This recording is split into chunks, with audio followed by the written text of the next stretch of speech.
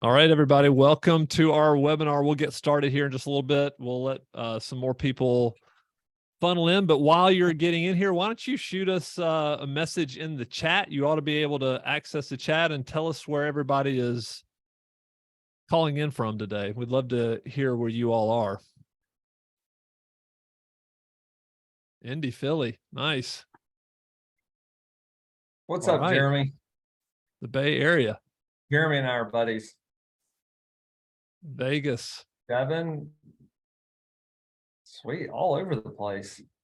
We're in Chattanooga, so Jamie, you're going to need to hang up here. We don't want to give away all the secrets to Chattanooga. We're also in Columbus, and our guest is from Columbus. Oh yeah, I forgot about that. That was kind of dumb on this one. Well, it's okay. There's plenty of business for everybody. Columbus is big. Atlanta. What's up, Todd? Todd's on. Now I'm really nervous if Todd Orscheid's on. I'm gonna talking about processes and in front of him. Well, you shouldn't be talking. We should let Graham talk and Peter talk. True. Well, why don't you kick us off, Spencer? It's about a minute past the hour, Yep. And I got my technology to work right off the bat. So this is wonderful, Matthew. First time Matthew's ever been on time to a webinar, so we're really excited. So thanks everybody for joining us. We're excited about this webinar, and we're really excited about having two guests on with us, and I'm going to talk about them here in just a little bit. But we did want to remind you, we know we have a lot of new people who've joined us on the webinar. If you haven't checked out our podcast, the podcast is 300 to 3000. And Matthew and I started that about 2.5 years ago, right at the beginning of COVID. We started it, so maybe a little bit longer than that. And the podcast is all about growing and scaling your property management company. So we encourage you to listen to that. I'm going to let Peter, one of our guests here, talk about his podcast. And then also, I do want to mention, if you we do this podcast, Matthew and I have really a passion for helping not only our people at this company at Evernest, but also property managers around the country. We have a passion for helping develop them personally and professionally. And so, but one of the things is we love to do this, and we're also growing our company through acquisition. So if there's ever a time when you are looking to sell your property management company, we would love to talk to you. So that's really the only plug I'm going to say about that. Matthew, anything else you want to say as we welcome our guest? Nope. All right. Well, I'm going to jump right in, and nobody sponsored the show. It was just us. But I will say this. Peter Lohmann, our guest. Now, Peter is the CEO, founder and CEO of RL Property Management in Columbus, Ohio. Peter's a good friend of ours. He's our guest today. And I wouldn't say Peter didn't really sponsor the show, but he did share it with his newsletter, which you've got a fantastic newsletter, Peter. So welcome to the show. Thank you. I'm really excited to be here. Appreciate those kind words. I work hard on that newsletter, just trying to provide value for folks who are in the trenches managing property. So, and I will say your show is amazing. You never said the name, I don't think. So 300 to 3000. I love the name. I've learned a lot from listening to your guys' podcast. So very good. We did not pay Peter to say that. So thank you, Peter. So let me also say this. Where can Peter, where can people sign up to your newsletter, and then tell us the name of your podcast so people can write that down as well? Yeah, so my podcast, I'm going to be starting it back up this summer. It's called Owner Occupied. I interview property management operators and folks, kind of thought leaders, people that I've learned from. So you can check out the archives if you want to listen to that. And then if you want to sign up for my newsletter, or I write about the industry as well at peterlohmann.com. Awesome. Yeah, Peter's done a great job. He's also a great follow on Twitter. So if you're not following him on Twitter, he's a flamethrower on Twitter. He's got so many followers. I think McKenna posted Peter's podcast, and there's Peter's website. So we'll put all that in the chat channel if you want to start following that. But as Todd also put in there, Peter is one of the best PMs in the business. One of the great things about him that I appreciate is, number one, he thinks about the business a lot. So we share that. And then he's very transparent. Appreciated one of his newsletters that recently came out. He and I texted back and forth about it. So really appreciate Peter. And then for those of you who don't know, if you haven't listened to our podcast, Peter was on our podcast talking about his social media presence and growing an audience. But we also recently had Graham Robinson, who's our Evernest president, on. And Graham is from Texas. Went to the University of Texas MBA. He grew a business that was a travel and leisure business for a long time. And then unfortunately that business just got killed by COVID. And then he came over, he did a few other things, and then we talked him out of Texas here to Alabama. So he's been running a lot of the operations. And so we wanted to dig in with two of the best operations minds in the business here. And Graham, thanks for jumping on the show. He was not as excited about being on the show as Peter was, I'll tell you, because we've had a whole team of people in town training, and so we've been running pretty hard this week. Yeah, happy to be here. It is right on the heels of a leadership team offsite and a management team offsite. So there's been a lot of talking over the last couple of days, but glad we're getting to do this together for sure.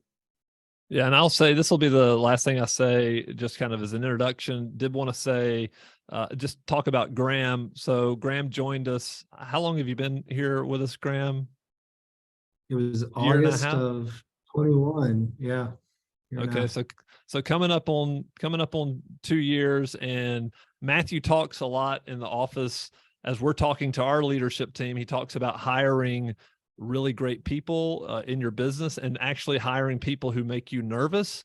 And I think Graham was definitely that hire for Matthew because he's so much smarter than Matthew. So kudos. Can't argue with that. Definitely not anymore. Definitely not anymore. There's been new additions since then that are making everybody even more nervous. This is true. Graham has relegated me to the mascot, Evernest mascot. That's why I've got my Evernest hat and Evernest shirt on. That's right. You're definitely not going to talk about processes. Just kidding. We're actually going to start this whole discussion off. I want to get right into it. And we've got some notes, some things that we thought we would talk about, and I'm sure that some other things will come up. So I want to encourage everybody that's on the podcast, if you have questions, go ahead. There is a Q&A box there. Just ask your questions. You may think of questions as the webinar is going on.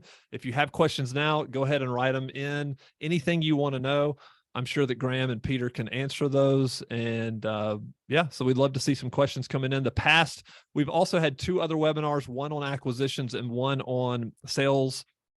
And we had some guests in for that. And we had just a lot of great participation from those who attended. So they were writing a lot of great questions in. So it always makes the webinar better.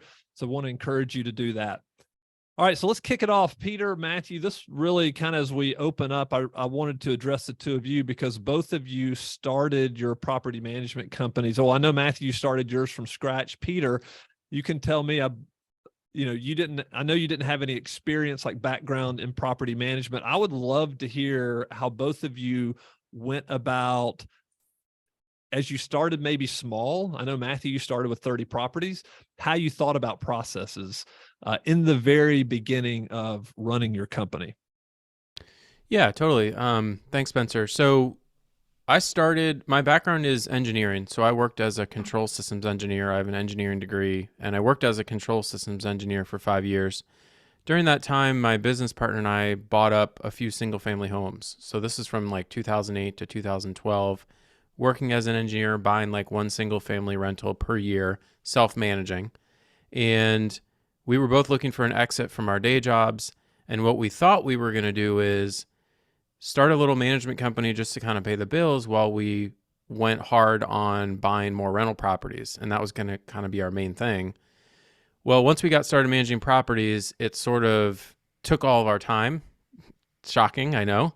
And we didn't end up buying too many more properties ourselves. Instead, the management thing started to take off. And here I am, where we actually just celebrated our 10-year anniversary here at RL Property Management.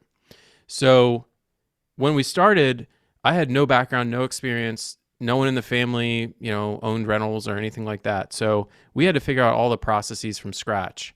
And right or wrong, picture me like 15 years ago, younger, more arrogant, right? More think I know more, All right. and I was like, we're going to figure this out. How hard can this be? So I didn't go find a mentor or go work at an office for a year. We just like started. So the processes in the beginning was, there was nothing. There was hardly anything written down. It was just me and my partner winging it. And as we grew and we started this sort of started to become a real going concern, as they say in the accounting world, is when we were like, okay, we need to actually document some of this, partially so that we get it right every time, and partially so that we can start to bring in employees and have them execute these processes. Yeah, this is why Peter is on talking about processes and not me, and I'm going to keep my mouth shut. When I started my business, it was, and never, those of you who know my personality, it was process through brute force. I'd remember to do something and then I would go do it. And I just kind of kept up. As you know, when you start a business, you just know everything that's going on in the business. And so you kind of like create these daily to-do lists. And then I would, knock those to-dos off. And then you'd wake up the next morning and so-and-so hadn't paid rent. And so I don't have an engineer brain. I didn't come from a real job. I kind of always been out doing my trying to make it on my own. Hustling. You were out hustling. Is what I you're was doing. out hustling, yeah. And as you know, Spencer, we kind of like fell into the business back during the recession. And the story goes, we owned 30 homes that we couldn't sell 07, 08, and started a business as a result of it to manage those. And then Spencer, you were kind enough to give me your 30 or so homes. And so we managed like 60 or 70 homes when we got started. But even 60 or 70 homes, you kind of know everything that's going on in the business. And as we started growing, you mentioned you were going to ask this question. I did try to get excited about processes. I'd read the book E-Myth, which I think Peter calls one of the top 5 or top 3 books that you need to read when you're starting a business.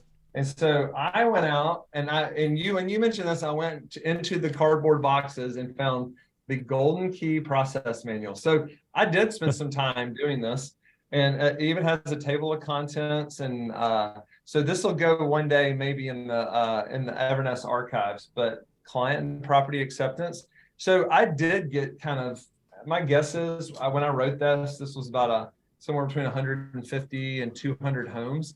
But I didn't do it as a result of like being strategic, like it sounds like Peter was. I did it because I started to create pain. Oh, look at that. Yeah. But you had a great brand to start out with. You didn't have to like change your brand.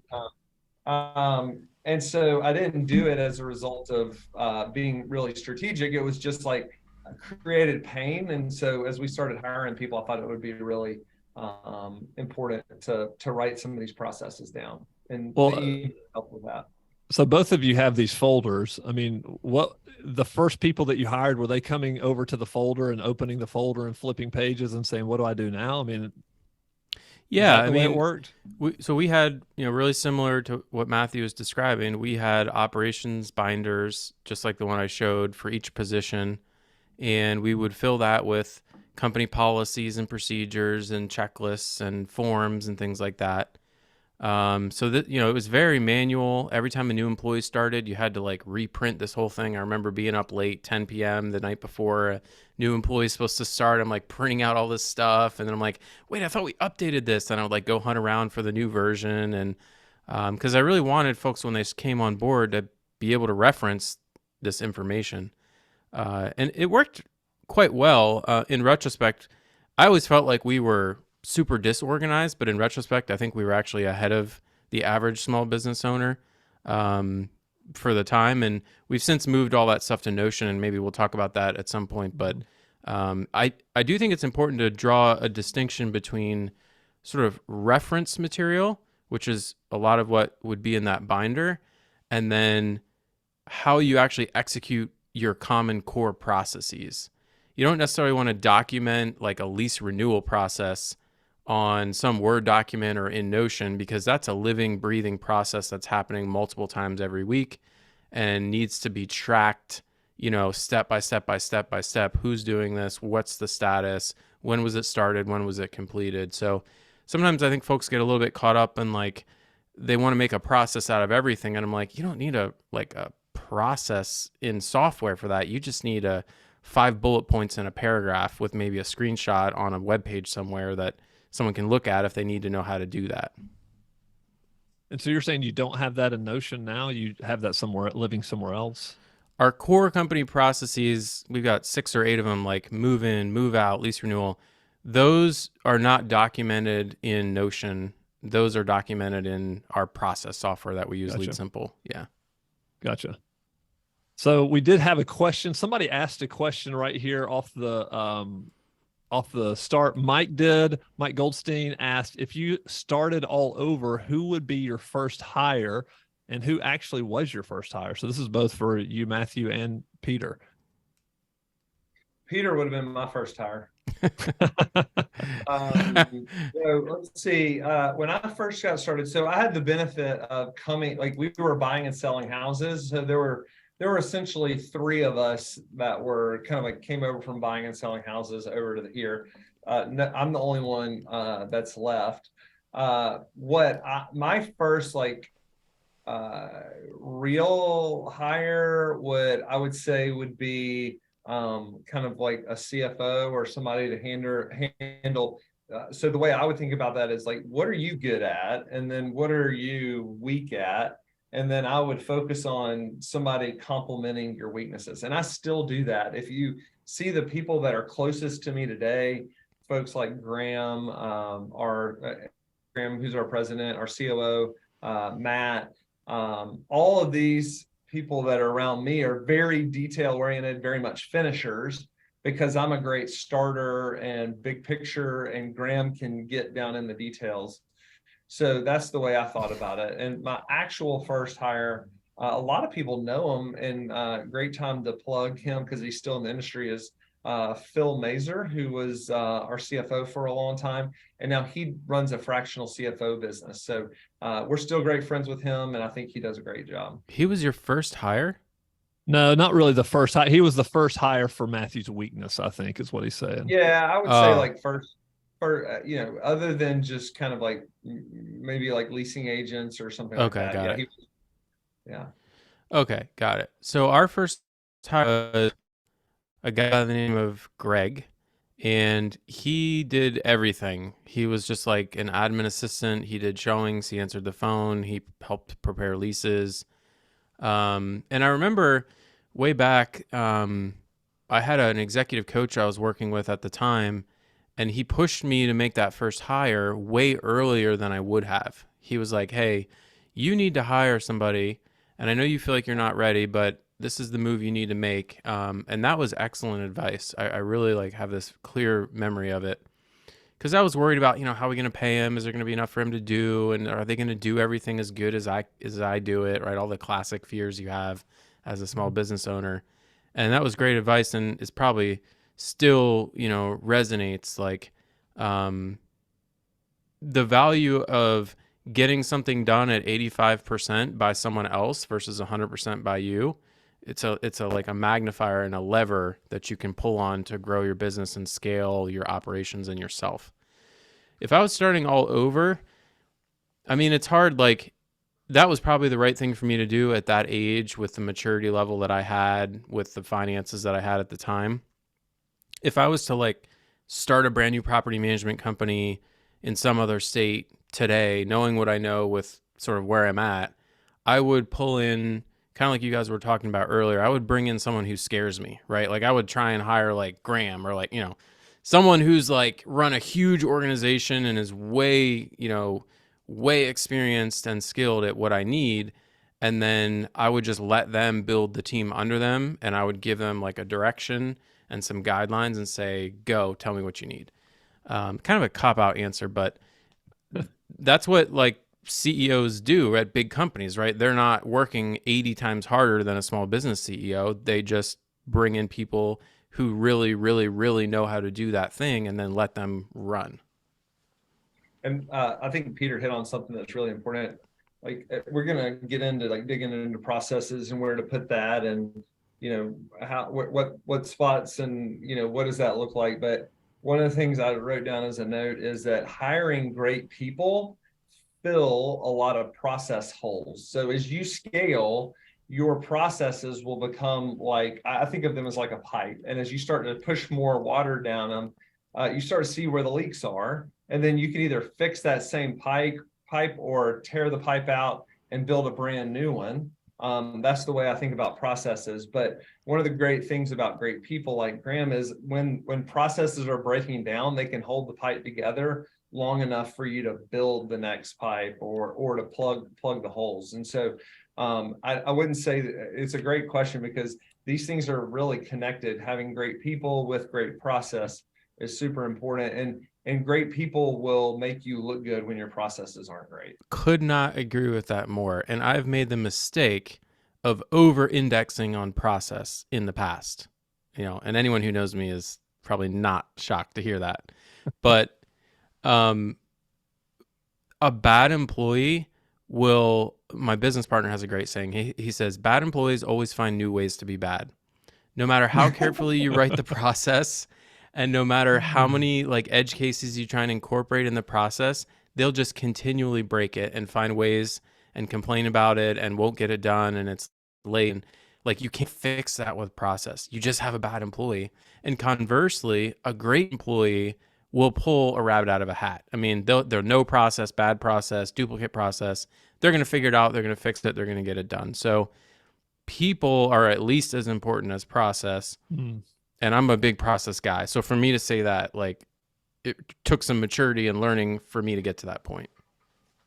I actually think we mentioned how good eMyth was. I actually think eMyth tries to lay out the scenario where we can build everything like McDonald's, where we can essentially, have the lowest common denominator managing that process. But a scaling company, which is kind of what we're talking about here, a scaling company needs great people with great process to be successful, because it is so disruptive to grow a business. Sorry, Graham, I cut you off. No, that's fine. I was going to ask, what was the maturity level of the finance organization, or like your level, like when you hired Phil to fill that need around accounting, finance, like, did he come in and like write process from scratch, or was there already something that he took over? Like, was it so painful for you to do that you're just like, oh my God, I got to just like hire somebody to do it for me? Or was there already something there that he kind of like took over and was documented and then he like improved upon? So for some context, one of my old partners was a CPA. So she did a really good job of kind of like setting up the initial processes, right, to get us to a couple hundred homes. When Phil came on, I bought the business from her and some other partners in May of 2013. And so she left, and then I kind of had like this kind of bookkeeper in the middle. And that bookkeeper, as the business continued to grow, it just like the processes needed to grow, and the bookkeeper was unable to like keep up, and wasn't talented enough to essentially keep up with all that. So I was stepping in. This was about the time Spencer started, and we switched from one property management software to another. I manually did that. It was probably the worst time of my life. And then that's when I decided I need to spend some money and get Phil in here. And we looked for a CFO for about 3 to 6 months and found Phil. Yeah. And so that was around 2013 is when Matthew bought the company from his partners. Phil came on probably April of 2015. So he had almost 2 years. It was a long 18 months. Part of the reason why I was thinking about that was finding the right time to essentially put like a lower cost resource in place. of you yourself doing the process, and kind of that balance between knowing what you're good at, knowing what you're not good at, potentially solving for pain. Okay, this is not something I'm good at. This is not a process I enjoy doing. Maybe it's not a good process because you just kind of hate it. And finding, because often, you found somebody who is probably more competent at you. And Peter, you talked about, the good employee, bad employee, or, the right person for that seat. But the reality is that in a lot of owner operated property management businesses, like, you are very competent, and the person that you're putting in place to do that instead of you does not have as many reps as you doing it, and they may be less competent than you at doing it. And so writing that process, like handing off something that is like pretty fully formed to a more junior person versus hiring better than needed, stepping into that situation where they're going to create from scratch and really overhaul something. Those are like two very different decisions, I feel like. And so one requires a lot more documentation and thought versus like, I'm just going to go out, overpay, maybe even overhire for this and expect them to fix it from the beginning. Those are like two very different things. Yes. And I didn't know the latter was possible until recently. I thought that I had to figure it all out, document it all, and then hire kind of like junior employees. And, I didn't go to business school, right? So I didn't know how bigger companies operated. I never worked at a really big company or with very competent managers. And so the idea that you could just hire a superstar, they would come in with kind of like a pre-built set of processes, not like documented, but in their brain of like, oh, this is how you run a finance department. This is how you run a leasing department. And they would just come in and execute and build it out and document it and run it really amazing. I mean, I hadn't been exposed to that world until I started educating myself and trying to surround myself with people who were further along than I was. I was always just in this mindset of I have to figure everything out, document it, and then bring in some $15 or $20 an hour person to do it. It also gets into an affordability issue as you're trying to grow your business, right? Like, when do you really go for it and spend the money and hire up versus hiring what you can quote unquote afford? And you hear it all the time. You read all the books, you listen to all the podcasts, and everybody says, go spend that money, find somebody that is truly good, and then they'll pay for themselves. And that absolutely is true. It's just, when are you going to have the faith to do that? What I have found, which is getting back to Mike's question, is in areas where I'm real weak, I want to go pay up to get those team members around me.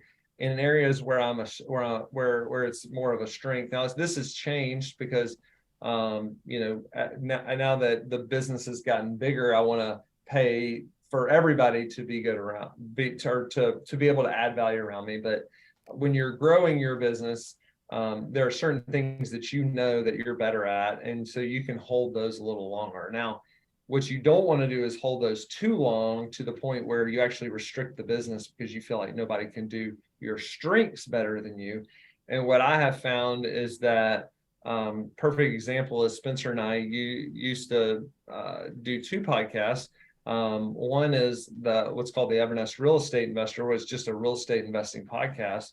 And what we have found is we were on that, and Gray Hall, who's one of our team members, has an absolute passion for real estate investing.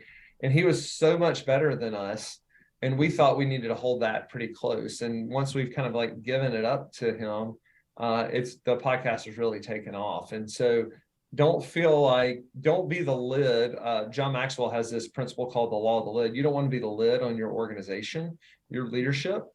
And there is I think a perfect, and we talked about this on our podcast, so it's the one on the EOS life, but Gino Wickman talks about delegate and elevate. And the first thing you delegate are all the things you don't like to do, you're not good at, or you don't like to do and you're good at. But after you've delegated all that, you need to start getting into some of the things you are good at and do like to do, delegating those. Yeah. Spencer, you sent me all these great questions. We gotta dive into these. Yeah, I know. We're already running out of time with these questions. So I think this is a great segue because we've been talking about the very beginning of your property management company, and as we grow, like talk about, because Peter, you manage around 700 doors, I think right now, Yeah. and you're in Columbus, Ohio. Kind of hurts our feelings. You manage more doors than we do in Columbus, so but we're not going to hold that against you. And of course, we've grown to a pretty big size. But talk about how processes change the more you grow. And I loved what you even talked about in one of your articles, just talking about process depreciation. In one of your articles, you were just saying, listen, processes never are good forever. You've always got to be thinking about changing it, and that is the challenge. And so I'd love for you and Graham, probably, because Graham's had a lot of experience with us as we've grown and change the process. Like, how does that change as somebody goes from 50 doors to 100 to 300 to 400 to 700 doors? Yeah, that's a great question. And so the situation when you're smaller, say under 100 doors, is the requirements for a process are documenting how to do something correctly and then helping you complete that thing. And that's kind of the extent of it. Because either you're going to be doing it or maybe you have someone who's working right alongside you doing it. As you get to multiple hundreds of units, there's some additional requirements that come in. One of them is going to be you need the ability to have multiple people touching a process, possibly simultaneously, and executing individual to-do items against that process. So like your move-in process. You may have a leasing person who's completing some items on that checklist or process, and you may have an accounting person completing some items, and you may have a property manager completing some items. And you need that to be able to work, right? And ideally, when you run the process, it's going to automatically assign the tasks to the correct people. So that's one thing that changes as you get bigger. The other requirement around process is reporting. That starts to become much more important as you have more employees. Like, how often are we running this process? How long does it take on average? Do we have any overdue items? What's the pull-through rate of the process? Meaning, like, how frequently does it get successfully completed? And the other thing is that you start to be able to need to handle exceptions more cleanly as you get larger. Because, like, if you're in the middle of running the process, let's say it's a move-in process, and the tenant emails you out of the blue and is like, my mother just died, I have to move across the country, I'm sorry, I won't be moving in tomorrow. Like, what do? You already have the security deposit, the lease is countersigned, but they haven't picked up the key. And you need, as you get larger, this is going to happen like multiple times every year. You need a way to handle that exception cleanly. Whereas like when you're like 25 doors, you're just like, oh yeah, we'll just tear up the lease. I'll mail you your security deposit check. No big deal. So that's just a couple things that came to mind when I thought about that. Graham, you have any thoughts? Yeah, I was thinking about, you touched on it, multiple parties being involved, like being very, very clear about those lines of demarcation, like who is responsible for what. And anytime there's a handoff, like there being really clear documentation of what it is, like what is sufficient, for a handoff, like, right? Like if you think about, I don't know, like an owner onboarding process, like maybe the salesperson is handing it off to a property manager. Well, like if we don't have a W-9 yet, like they can't get into, we use that folio, right? Like, so like a BDM or a salesperson may just want to like sign up a property management agreement, like lob it over the fence and expect somebody to just catch it. And so being very clear about like what has to be like all the way prepackaged, ready to go so that the next person or the next step in that process can continue and it's not incomplete. Like moving something incomplete through a process is just a recipe for it to have to like backtrack and go back, and you're very quickly out of process. So I was thinking about that. Servicing that information, you know, Peter, you talked about like multiple hands in the pot, kind of like all touching the same checklist. And then that's when like ordering of events gets really important. And you know, somebody may be like waiting, or you know, you've already kind of like shown this lease renewal to somebody, but that other thing isn't ready yet. Like in a better way to do that is obviously not show the next person kind of what is what is coming until they're really able to action it. And Peter, you talked about it earlier, but I think it's very, very important to understand that what needs to get done is different than how to get it done and how to do it. So like that checklist of these are the things that need to get done, that is different than here's where you go click on it, or here's a video of a walkthrough of how to actually accomplish that particular thing in Buildium. Now you want those two things to be close, but you don't want to muddle the checklist with all the how to do it, because really those checklists in a way need to become data and need to turn into some of that pull-through rate, or what sub-status are we in? You know, how many of these renewals are we waiting to hear back from the resident on, right? Like that's almost like a sub-status within an overall status, like this unit is in this renewal phase. And so like when I think of checklists, I also think of being able to aggregate that data, and you don't want to mess that up with the video on how to, you know, where to go click to accomplish that thing in AppFolio. Yeah, and that matters when there's multiple people messing with it. Right. Yeah, and in my experience, good process software will keep that clean, but they'll provide you what I think is a superpower, which is they'll put how to do it where you do it. And so the checklist will be clean in the sense that it'll say, execute the lease, upload to software, notify the owner. And there's not like, 50 million sub-steps for each one of those, like click here and compose, but within that step in the checklist, you can click and there'll be a little video showing you how to do it, or there will be a paragraph with some bullet points explaining how to do it. That's separate from the status, right? Of is this item completed or not completed? And look, you use Lead Simple's process software, right? Mm-hmm. So they've obviously put a ton of thought and effort into organizing that and doing it the right way. I'm also thinking for the, 100 unit property manager, they may be running some of these processes off of spreadsheets or off of Google Sheets or the things like that.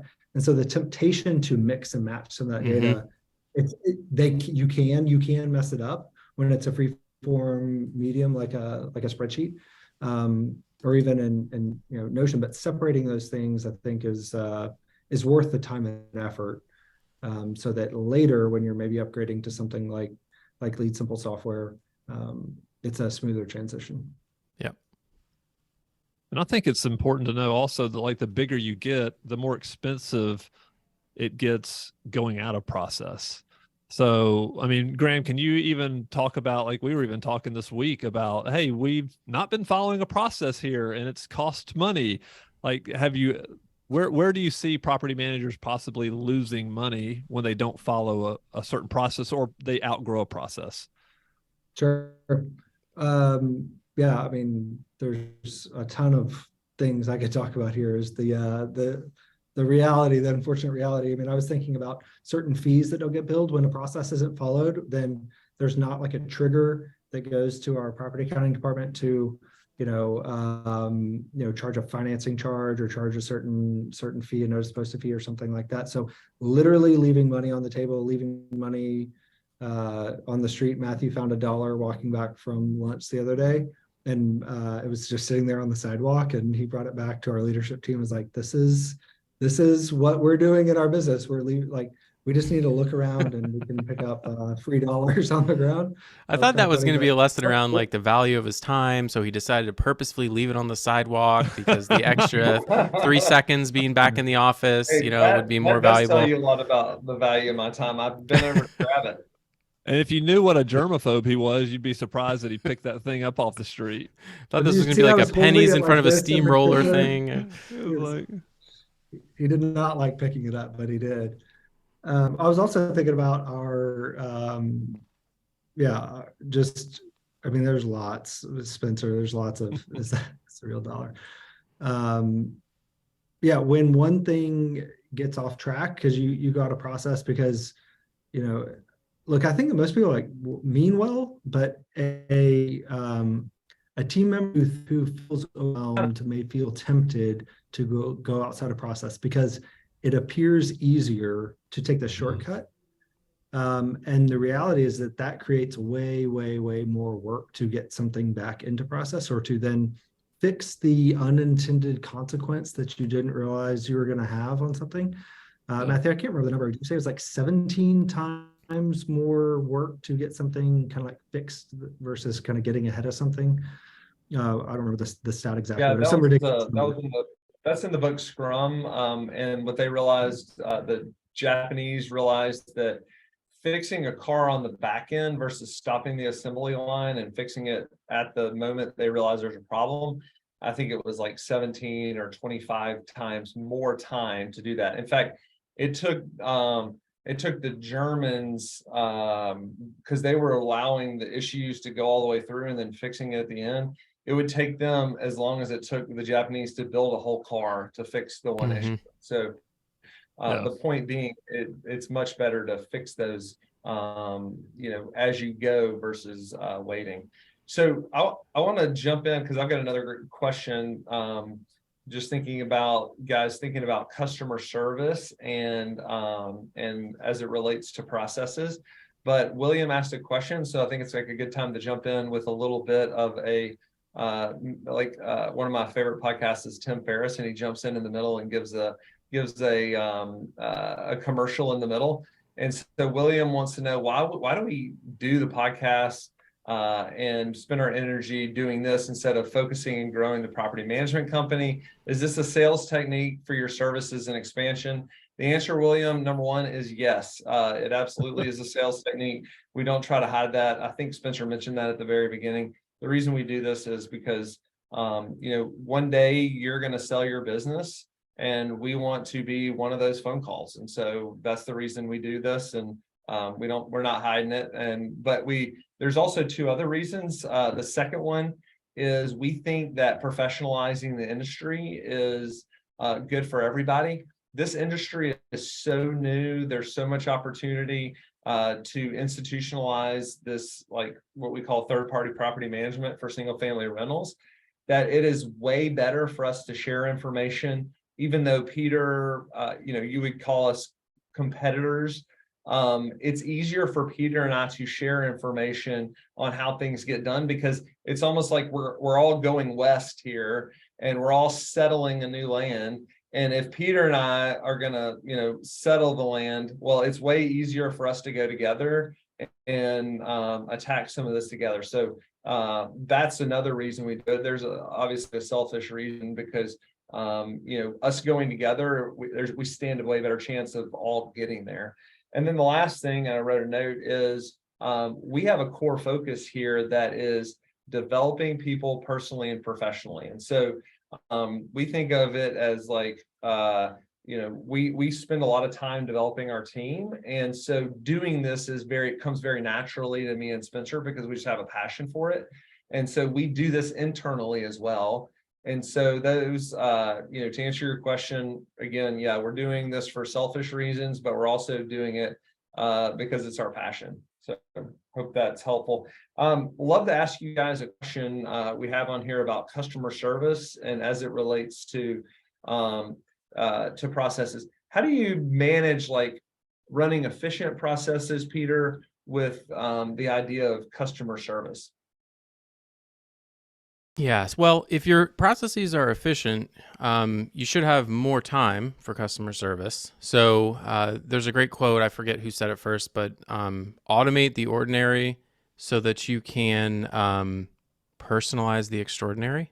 And when you're dealing with property owners, if you're not having to manually refigure out how to do a lease renewal or a move-in or a move-out process, or you're not having to like help a team member because you've documented your processes, you have more time to spend with your property owner clients on unusual issues that come up, or just being more responsive in general.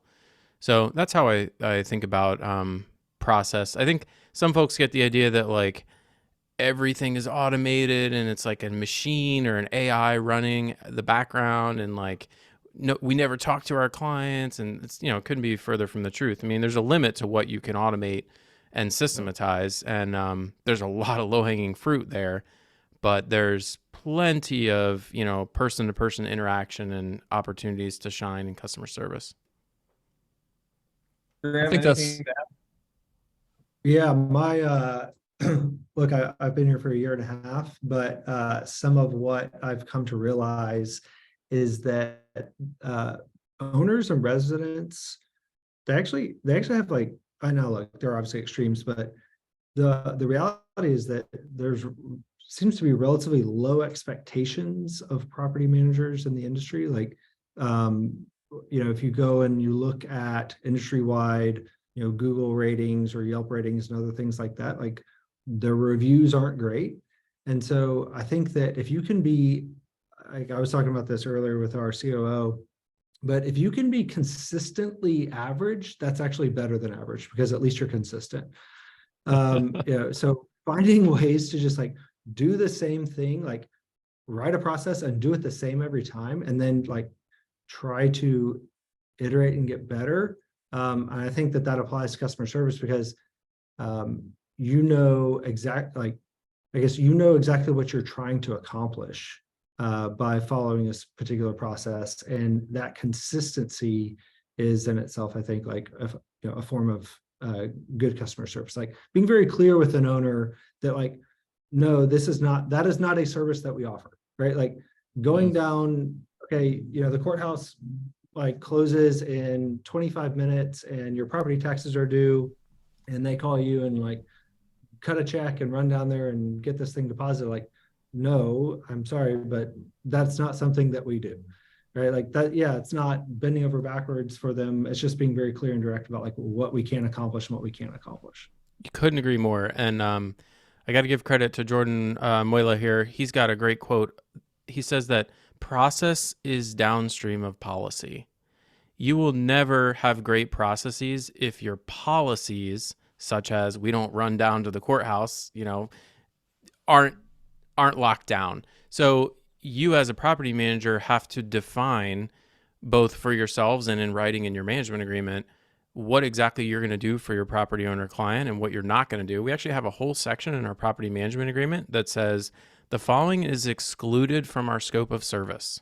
It's got all kinds of crazy stuff like outbuildings. We're not responsible for sheds, and we don't handle, like, your personal mail that got delivered to the property, and we won't do tax appeals, and we won't handle your mortgage payment. Like, there's a whole list of them. And until you're clear in your own mind what you're going to do and what you're not going to do, both for clients and tenants, you're not going to be able to process your way around that problem, the problem of not having it clearly defined. And so, you have to feel out your local market and figure out what's customary and ordinary in that area, and probably do those things. And it's really challenging, because property owners will, just like tenants, they'll give you a sob story, or they'll even promise, we're buying 100 properties this year. And if they'll tell you all kinds of stuff to try and get you to make an exception to your normal process, but it's never worth it. It's literally never worth it. And I've been tempted and gone down that road 3 or 4 different times, for different owners. Sometimes it's a friend of mine, or it's a big client, or it's, whatever. It's just never good. So once you get that locked down and you sort of get to the point where you're just like, nope, we don't do that. Nope, sorry. Nope, we don't do that. Now your processes can really get dialed in and get really tight, and just execute super smooth every time. And your training for your team can be really consistent, and just everything gets smooth from there. Yeah, I think you learn a lot of that through experience, right? So if you're a newer property manager and you're trying to build your business, the temptation is to want to go and do everything for the owner, because you want to keep them happy. So you become that boutique manager. They've got your cell phone, they're texting you at night, and you're willing to do anything, until you realize you can't do everything, and it starts really destroying you and messing with you, and it really throws off a lot of your business. So you learn a lot of that from experience.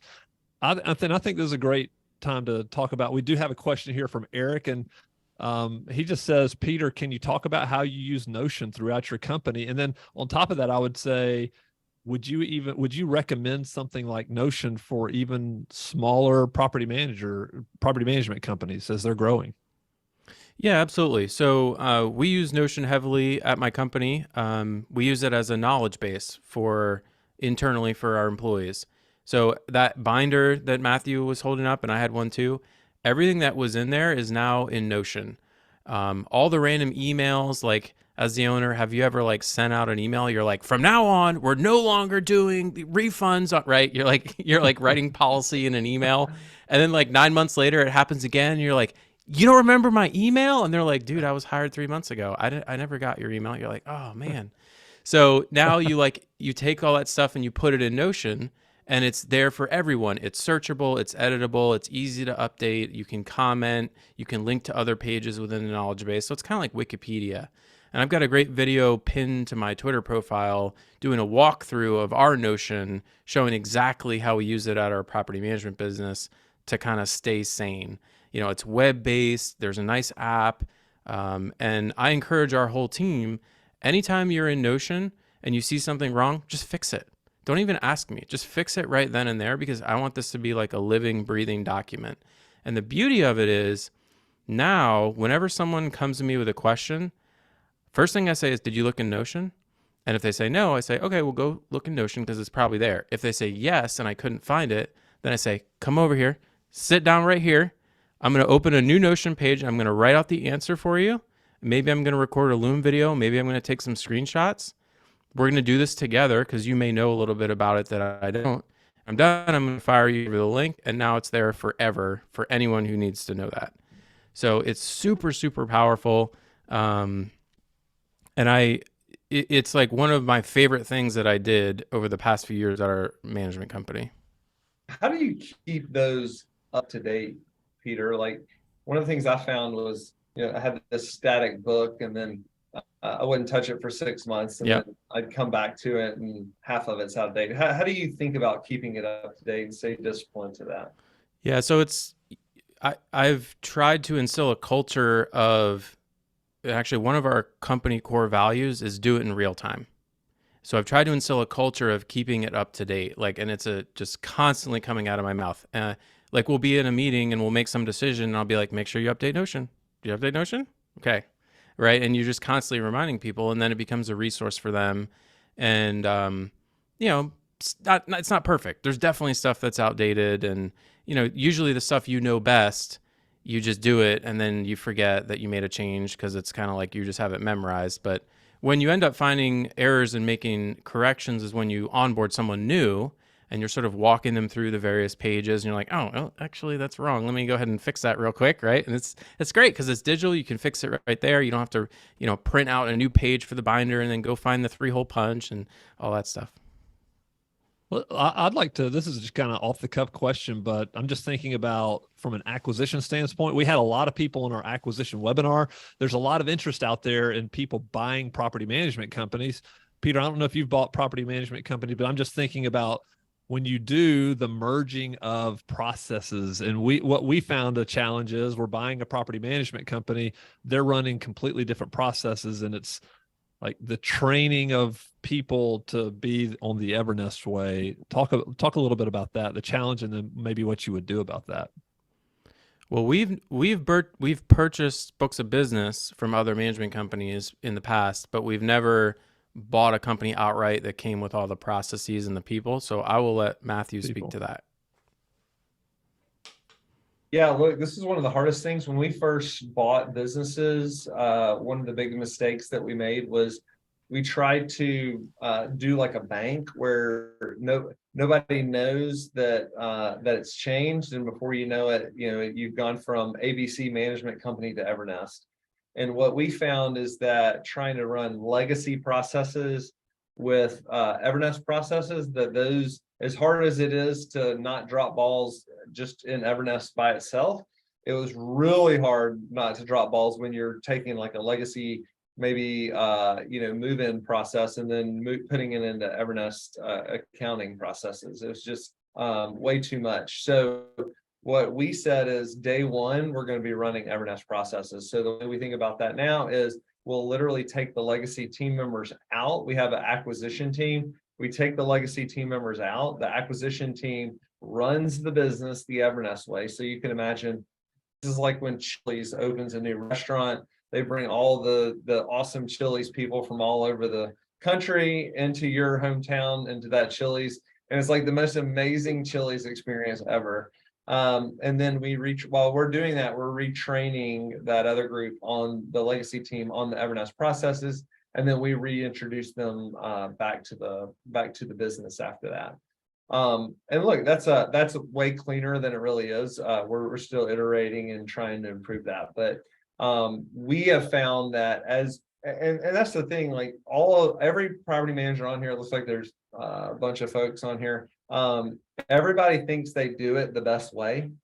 And what we have found is, you do it the best way for you, and we do it the best way for us, and Peter does it the best way for him. And that's great, but the business as it grows, we talked about the pipe, right? And so like, if we bought a 300 house portfolio, their processes aren't going to work with Evernest processes at our size.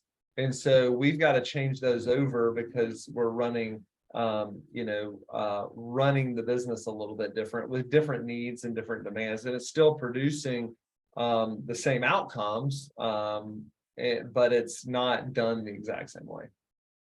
Graham, anything you'd add to that? Yeah, I mean, where we are now, we see tremendous value in doing things the same way. So it's just not an option to, acquire, 3 different portfolios and then run different processes by portfolio. It's just highly impractical, obviously. And so, yeah, I mean, Matthew, I would even take it a step further and say there definitely have been companies that we've acquired that have done something in particular probably better than Evernest. And we have changed them to do it worse. And that's the reality of integrating something. Like we've changed it to do it worse on day one, make it worse, and then try to learn, okay, what were you doing? How were you doing it? Why were you doing it that way? And then try to apply that back to the whole company and then make it better after the fact in bits and pieces, by changing the process. So that's maybe a pretty transparent situation, but I think it's reality that, boutique property managers can apply a different level of customer service in some areas than Evernest can. I think you need to run a weekly process arena where you bring in these operators and you have them duke it out with someone, be like someone from Evernest and then someone who's like, my process is better. And you have them like duke it out. You have like some judge, and then whoever wins, like that's the Evernest way from now on, right? Like we do our lease renewals like warrior. Yeah, like some sort of like a battle. The battle royale. This is a great one for you, Peter. Someone asked, once you have to that point, we do that here. We just do it internally because there are some managers of certain regions or certain markets that have kind of like gone and changed some process or done something different. And when they feel pretty strongly about that, they're not shy about bringing it to the battle royale, to the management team offsite and duking it out, shaking hands afterwards. And Love it. I do think that internally there is some of that happening already. Well, I walked out, we were all eating dinner and I walked out and one of our regionals was passionately explaining to the crowd that had accumulated around him that we as leadership hadn't figured out that we've got to like do this and then essentially break it up into smaller pieces, like essentially create the org chart for what it needs to look like.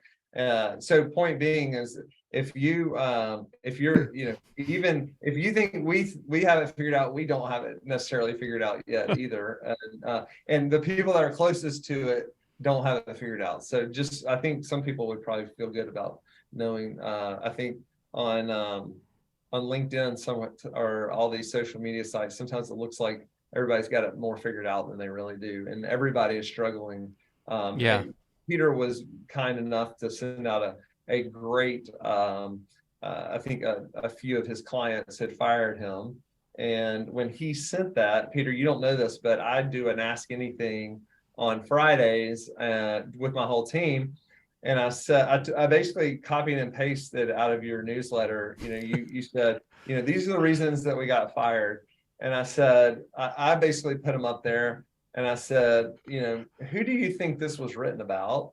And, everybody's like, us. And I said, nope, this was, and I didn't use your name, but I said, nope, this was written about one of our competitors. And he was kind enough to share that. And I said, my point to you is that we're all struggling with some of the same things. That's why webinars like this and our podcast makes it healthy for us to work through some of these challenges so that we can provide our clients better and better services. So 100%. I do want to jump in. We had another question. Peter, this is a great one for you. Once you have processes in place, an issue I've seen is how you organize them so that the team knows where to find them. What have you done to organize processes so that employees can easily find the ones that they need? Great question. And just real quick to follow up on what you said about we don't have it all figured out. Not only did I write a big article about how we lost over 100 units not too long ago and why I think that happened, I just wrote about a problem we were having with leasing. We were taking way too long to get units leased. Something wasn't working right with our leasing process and our turnover process. We're taking too long from the day we got possession until the day the unit was leased. And so I did kind of a deep dive on what we found wrong and how we addressed that. But it's pretty, it feels very vulnerable to share this deep operational data, like literally went from X to Y days on market, right? Because I know there's people in the business who are like, there's people on this call who have their average vacancy is like 7 days. And it's because some of them replied to my email and were like, do you need more help?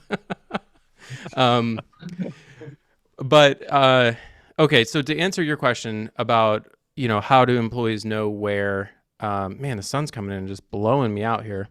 How do we know like where to go to do the processes? Like, so in an ideal world, and it is possible to get here, processes are triggering automatically. And, Lead Simple just released Autopilot, which is a feature that lets them automatically trigger processes based on certain conditions.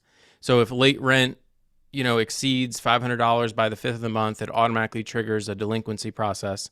And the beautiful thing is, and this isn't, you can do this with other software too. The beautiful thing here is it will automatically assign that process to the person who's in charge of it. And it'll assign the individual tasks on that process to the right people who are supposed to be executing those tasks. So in that scenario, no one needs to know where that process lives because it just kicks off automatically and gets assigned automatically. Now, most processes aren't like that. Most processes do have to, at least for now, still get kicked off automatically. And so for us, our core management software, our core process and workflow software is Lead Simple. And there's a finite number of processes kind of in the left-hand column there. There's one that says lease renewal. There's one that says move in. There's one that says move out. So it's very clear where you would go to execute those. And again, I want to draw a distinction between those core processes living in your workflow software and then your sort of reference documents or your knowledge base, which for us is Notion. There's lots of other options as well. And those are not there's not operational data in Notion. Notion is kind of a static, it changes, but it's just like a reference document. Like we have a reference document on, what's a good example? What's our company credit card policy, right? That's not a process. That's just something everyone needs to know, like where to send receipts every time they use their company card for an expense. I wouldn't want to run a process with multiple steps that they have to manually check off, every single time they go to, Starbucks on a business meeting or something. So trying to figure out what should be a process and what should just be a reference document is an interesting exercise in and of itself. I think of it as in kind of database terminology, like there's an object, whether it's an owner, a resident, a property, a work order, like something tangible is moving from one status to another, right? Like that's the process, or through multiple statuses. And that's how Lead Simple, if you probably dug into their software, that's how it's architected. versus what Peter's always been talking about, the reference documentation, which is more just explaining here's where you click, and maybe importantly, like why this process exists. I think that the why and a lot of the stuff often gets skipped over. Why this is important, in particular, as you get more specialization, making sure that team members understand where they fit in the overall picture and why this is happening, why you're doing this. I think that starts to matter more and more. Yeah, and it's great practice to Wolfgang Krosky turned me on to this. You think I'm good at process, you should see some of his stuff. He turned me on to this idea that at the beginning of every process, somewhere like if there's a place in your workflow software, you should write a little bit about what the process is supposed to do. Why do we do this? What should the end state be? Just a general overview of how it works in plain English. And it could be like a little Loom video or just some bullet points. That's really helpful for someone who, may be new to the industry and has never run a move out process before, but now they're expected to do this. They're trying to understand like, oh, okay, like we have to do this, this, and this when someone moves out. It kind of gives them like the 30,000 foot view. Yeah, that's good. We've got another question here. What is the tipping point of when you need to put in a policy or process? Have you ever experienced paralysis by process, meaning you have over-processed to a point where your tasks are inefficient? Thoughts on this? Go ahead, Peter. Yeah, I was thinking about because one of the questions that you had, Spencer, is like, how do you identify a process that needs to be improved or updated? Mm-hmm. And this is along these same lines. It is possible to over index on process. And I kind of talked about this a little while ago. You can go a little crazy here. And it's hard to articulate. It's more of a gut feel.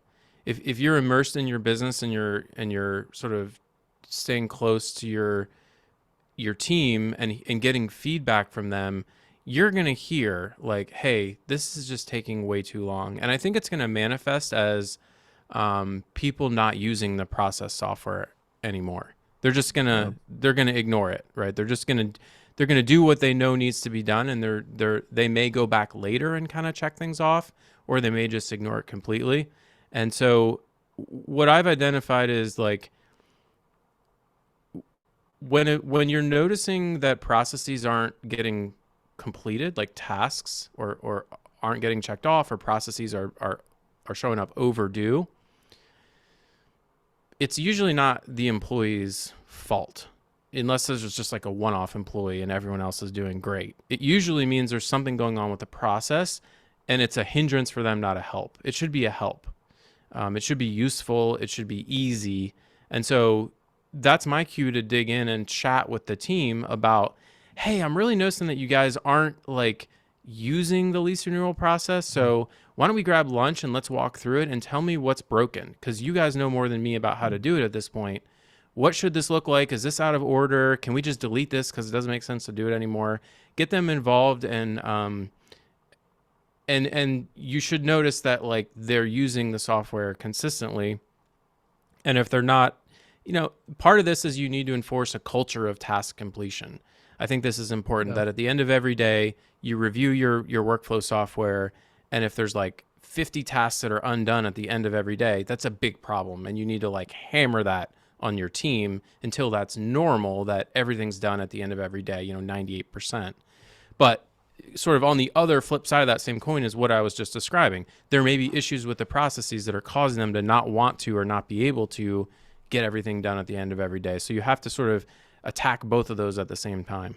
Well, I think that's a great point. So, and this goes into an exercise that you did not long ago, because I went and read one of your newsletters.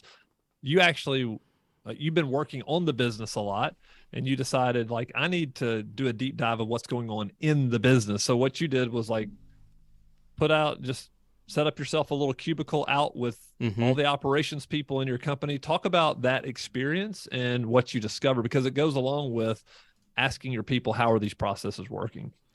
Yeah, exactly. So I had taken, a year or two where I was operating from a pretty high level. I had hired a COO, and then last year I took like the whole month of June off, and that was the whole thing. And so um, I had decided, partially because it had been a while and partially because we were frankly having an issue with churn, that I needed to get a little closer to the metal again. And so I stepped out of my corner office and I set up a cubicle in the middle of our office so I could overhear everything. And I spent a whole week, I cleared my calendar, spent a whole week out there, and every day I spent with a different person, sometimes two people, and I kind of shadowed them and really um, got into it with them, not in a like, I want to find out if you're doing your job right way, but in a, I want to find out like what's taking up a lot of your time that's not important, or what processes aren't working for you right now, or where are you seeing that things aren't going the way they should.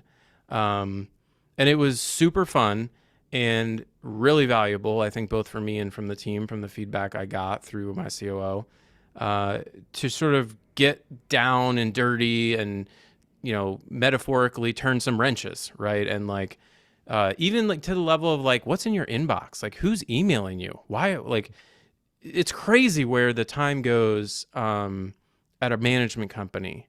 And that gets back to like the owner wanting to do some weird tax thing in courthouse, right? They're always coming up with weird stuff. And I think what ends up happening is when you hire great people, they're just by nature really helpful and really friendly, and they want to do good. And so when tenants and clients and even vendors and random neighbors who aren't even customers of ours are emailing and calling, they're like burning up all this time, which is super frustrating for me as someone who pays their salary. But they're not really doing anything wrong morally. They're just trying to be helpful, right? So it's like, all right, who's emailing you? Why is your phone ringing right now? You shouldn't even be on like the main line, right? Like just random stuff like that. So that was really valuable, and I encourage anyone who that resonates with it's worth the time to do that. Yeah, and guess what? And I think you mentioned this in your findings. You wouldn't have been able to do that if everybody was remote, right? So that creates challenges if you have all remote team. Like having people in the office is highly valuable. Agreed. I know it's possible to run remote companies extremely successfully. I don't think I've got that figured out. We're mostly in the office here. We do have a good number of remote team members, but that's probably a whole other discussion of like how you do that successfully. Processes certainly make that easier, right? Once you have your processes nailed, it becomes much easier to take advantage of global talent. There's no question in my mind, and we do that. Graham, how many people do we have that are remote, do you think? You asking me? Yeah. On a percentage basis, I guess. Geez. It's probably about half. Yeah, right? That's what I was thinking. Or 95% is remote from here in Birmingham, because different markets and different, so not people I can go sit out in the bullpen with. Yeah. One thing I think Peter, just a strategy I think Peter hit on, which I think is important to double click on, is getting your team to take ownership of the processes. That's something we're really pushing. You don't want them to think like, oh, corporate does processes and then I just run them, right? You want them to essentially go take ownership of the process, because like Peter said, like as you move further and further away from these things, unless you're going to go sit in the bullpen on a regular basis, you're going to have to trust them to continue to improve on those processes. And so that's another plug for hiring the right people, but getting them to take ownership of the processes so that they're not just checking the boxes. A couple of questions that came through the chat channel. One was, how well is Lead Simple working for you as such a large company now? Any problems at scale, Spencer? Lead Simple, yeah. We don't use Lead Simple for processes. Correct. Peter does. We use Lead Simple for sales CRM. Yeah, and we just did a podcast all about sales. We had Jordan Muelo on. We talked about Lead Simple. I actually pulled up our Lead Simple dashboard and looked at some of the things. I'm but gonna have to go yes, back and take a look at that. Maybe Columbus was on there. it was. I Um, had a number of leads. No, I'm kidding. A number of your clients So I was cold calling. yeah, I knew that was probably your next question. We're actually writing our own. So up until up until about 6 months ago, we were using Asana, and so we had every house had its own like checklists associated with it based on move in, move out, those types of things. What we're doing now, and Graham's running point on this, is we are writing our own software. So, property management is three things. It's property accounting, it's communication, and it is workflows and tasks, what we're talking about processes. So we're not changing from Appfolio, but we are writing our own processes into what we call Open, which is our operating platform for Evernest, and we're also moving some of those communication rails into there, so that currently our property managers go to 3 different places to find things, and we're going to consolidate that to just Appfolio and then Open. Yeah, that we're on a similar path, although we do use Lead Simple Process. But I've had this saying around the office for a while, which is like, everything without a $sign, I want out of Buildium. And like, all love to Buildium. It got me where I am. We've used it for over 10 years. It works quite well. But it's not set up for workflow and process. And so everything that has a $sign, great, leave it in Buildium, all the 1099 stuff, and obviously rent payments and owner distributions and reporting and accounting and all that good stuff.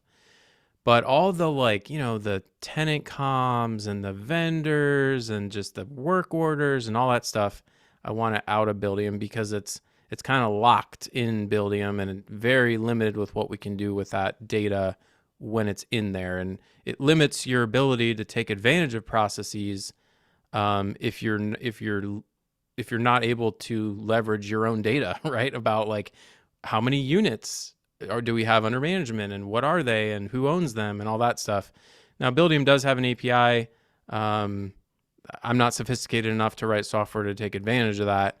Luckily, at least for us, Lead Simple did and has that direct integration. So, but there's a million ways to skin this cat. I'm trying to keep this broad enough that it's valid and useful for anyone who's using any software. Yeah, great.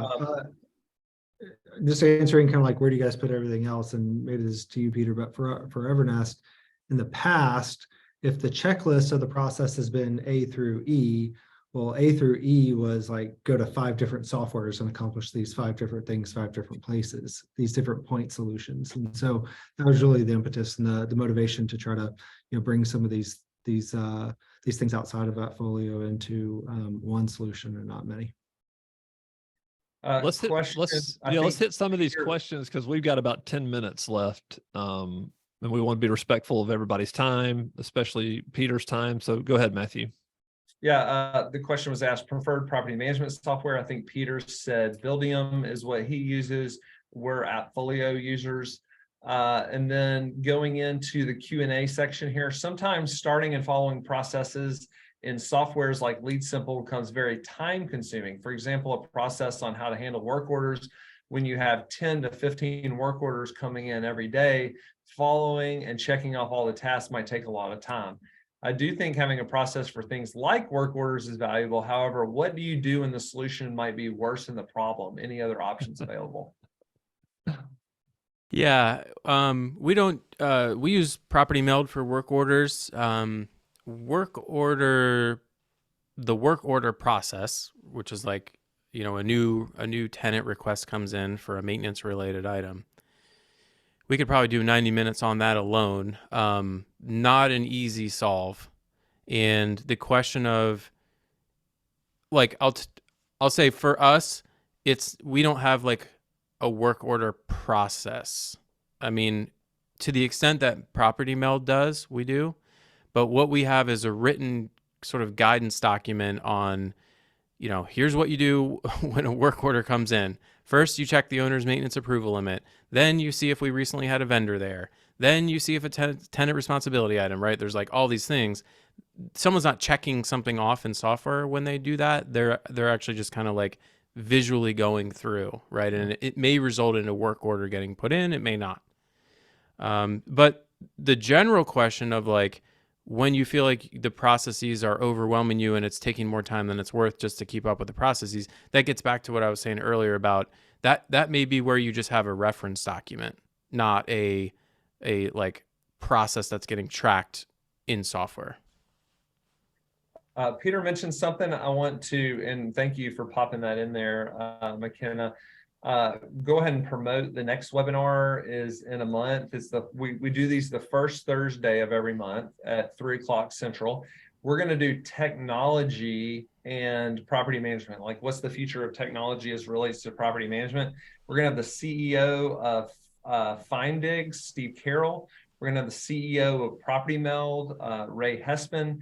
And then we're going to have an exec from Appfolio, Matthew Kaditz, who runs the small business section of Appfolio. So we're going to have some really cool guests on, and we're going to talk about how does technology play a part in the future of property management. All right. Next question is, are there any books that we'd recommend to improve your ability to identify gaps in processes, as well as how to write them, or do you just rely on pain points within the business and prior experience?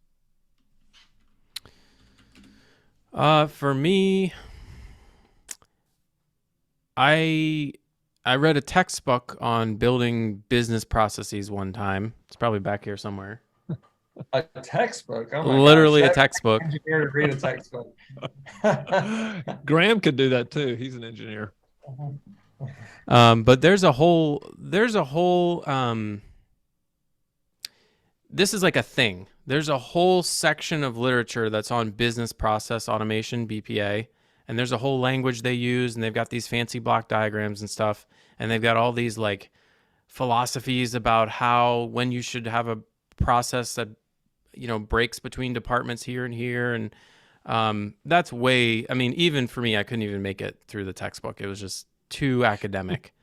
In terms of like resources, I don't have great answers here. I mean, part of this is mindset, right? There's a mindset that you need to internalize in order to be successful with process. And the E-Myth is a great one for that.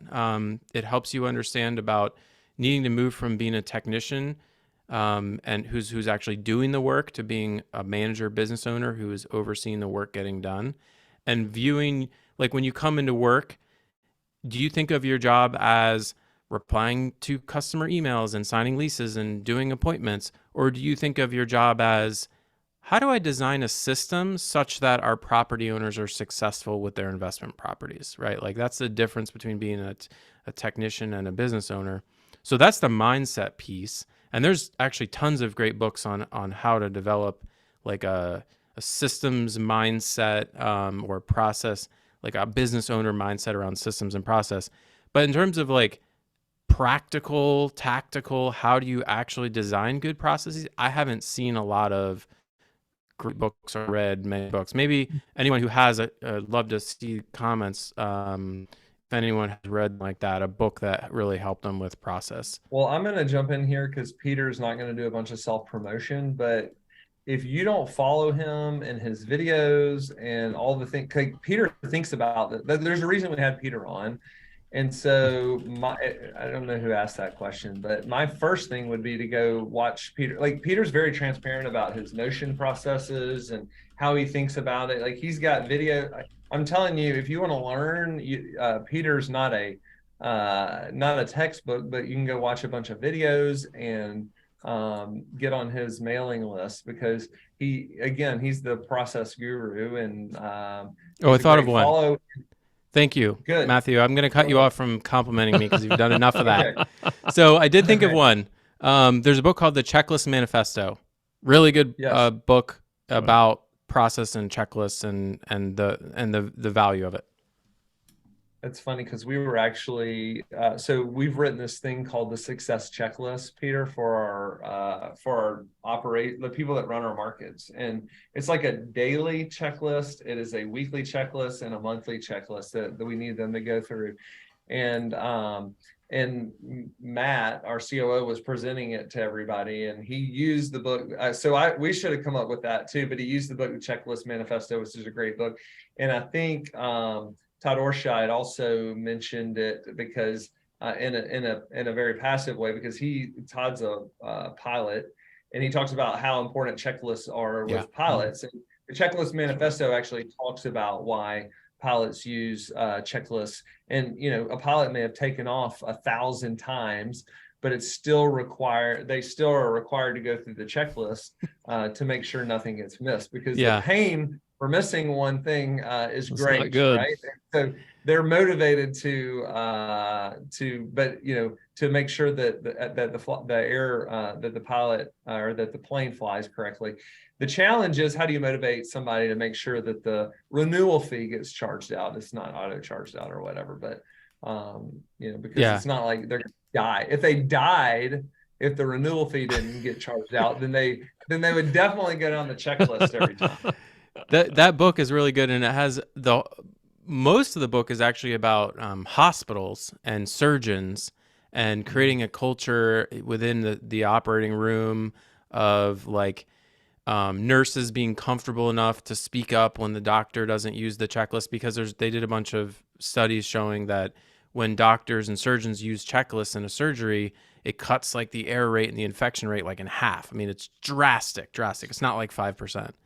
And they were doing, and like no hospitals use this. It was a pilot program that they did, and I think it's been like slowly adopted through the medical system since. But I was thinking about this recently because my 3-month-old daughter recently had surgery.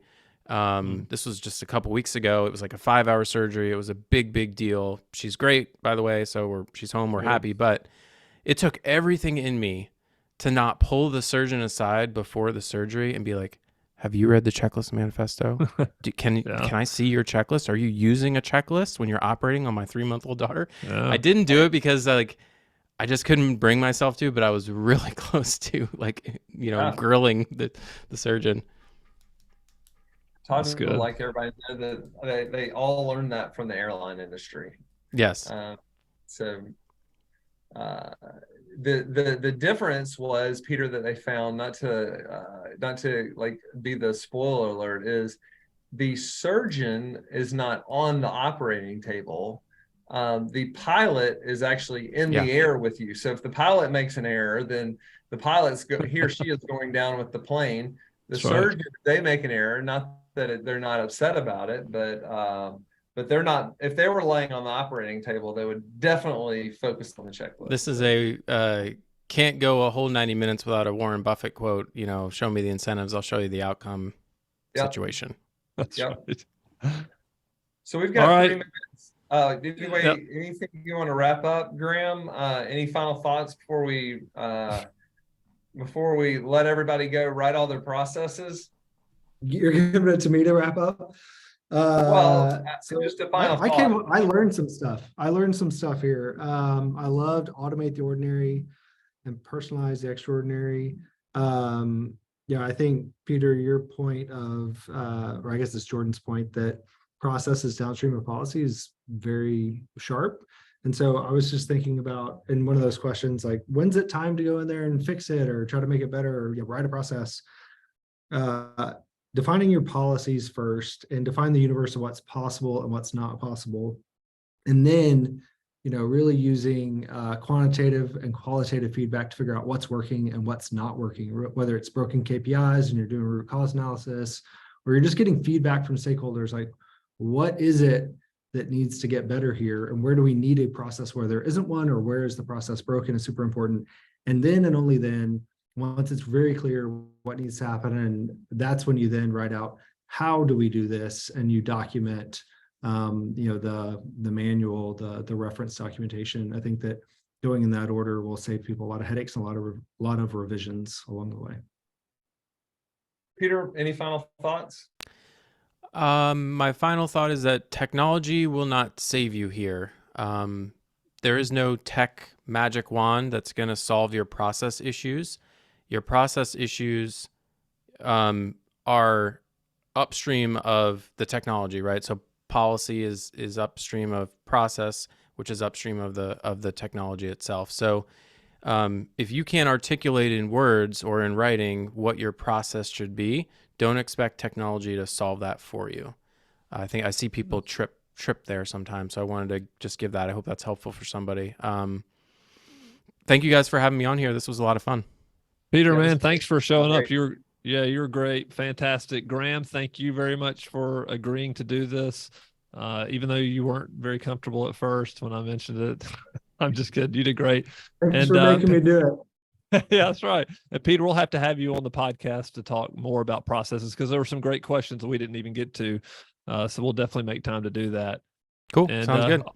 All right, everybody. You can check us out. Our next webinar will be coming in 1 month. It'll be May the 4th. And so we'll have more information out to you about that in the coming days.